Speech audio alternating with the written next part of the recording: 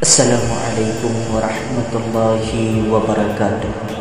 Sahabat yang beriman, dimanapun kita semua berada, semoga senantiasa Allah memberikan rahmat, qudrah dan iradahnya beserta taufik dan hidayahnya kepada kita semua, sehingga kita semakin taat dalam beribadah kepada Allah Subhanahu wa Ta'ala.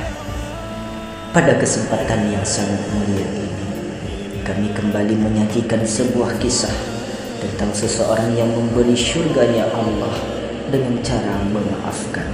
Mudah-mudahan kisah ini bisa kita jadikan manfaat, renungan, dan bisa menjadikan motivasi bagi kita dalam menjalani kehidupan kita sehari-hari. Amin, amin, ya rabbal alamin.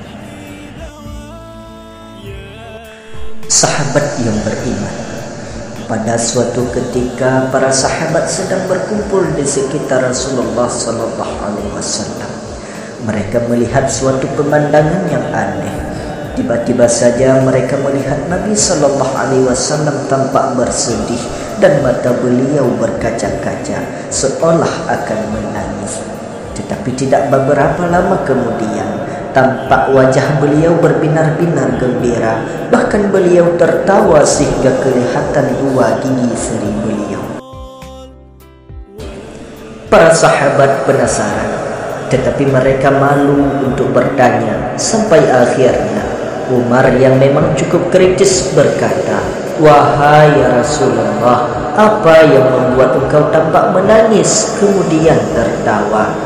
Nabi sallallahu alaihi wasallam tersenyum melihat wajah-wajah para sahabat yang tampak keheranan sekaligus penasaran. Kemudian beliau berkata, "Sungguh ditampakkan kepadaku suatu pemandangan di saat ditegakkan pengadilan Allah, yakni yaumul hisab, hari perhitungan." Kemudian beliau menceritakan bahwa ada dua orang dari umat beliau yang menghadap Allah Subhanahu wa Ta'ala. Salah satunya mengadukan temannya. Ia berkata, "Wahai Allah, ambilkanlah untukku kezaliman yang dilakukan saudara kau ini padaku." Maka Allah berfirman kepada orang yang menzalimi tersebut, "Berikanlah kepada saudaramu kezalimanmu itu, yakni kebaikannya, untuk menebus kezaliman yang telah dilakukannya saat di dunia kepada saudaranya itu." "Wahai Rabbi, bagaimana aku bisa melakukannya sedangkan aku tidak lagi memiliki kebaikan sedikit pun," kata lelaki yang zalim itu. Allah berfirman kepada lelaki yang menuntut tersebut, "Bagaimana engkau meminta darinya sedangkan ia tidak memiliki lagi kebaikan sedikit pun? Diambilkan dari keburukan-keburukanku ya Allah, dan pikulkanlah kepada dirinya." Memang seperti itulah yang diajarkan oleh Rasulullah sallallahu alaihi wasallam. Dosa atau kezaliman yang berhubungan dengan manusia termasuk hutang. Tidak cukup hanya dengan bertobat kepada Allah, harus diselesaikan ataupun dihalalkan dengan mereka ketika masih hidup di dunia. Jika tidak, kejadiannya akan seperti yang diceritakan Nabi sallallahu alaihi wasallam tersebut di atas. Ketika melihat pemandangan itulah, Nabi sallallahu alaihi wasallam merasa bersedih dan hampir menangis melihat keadaan umatnya yang memilukan tersebut. Reaksi beliau yang seperti itu dilihat oleh para sahabat tanpa tahu penyebabnya. Kemudian Nabi sallallahu alaihi wasallam bersabda, "Itu adalah hari yang agung, di mana pada hari itu di setiap orang membutuhkan adanya orang lain yang dapat memikul kesalahan-kesalahannya."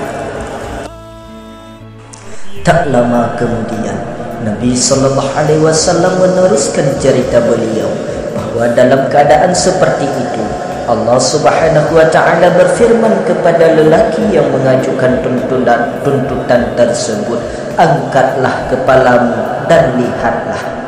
Lelaki tersebut mengangkat kepalanya dan ia melihat pemandangan yang menakjubkan. Kalau sekarang ini bisa digambarkan seperti melihat tayangan televisi raksasa yang membuatnya terpana kagum. Ia berkata, "Ya Rabbi, saya melihat kota-kota yang bangunannya bertatahkan perak dan emas. Untuk Nabi yang manakah ini? Untuk orang setia yang manakah ini? Untuk orang syahid yang manakah ini?" Allah berfirman, "Itu semua untuk orang yang mampu membayar harganya." "Siapakah yang mampu membayarnya ya Allah?" tanya lelaki itu. "Engkau mampu membayarnya," kata Allah. "Dengan apa saya harus membayarnya ya Allah?"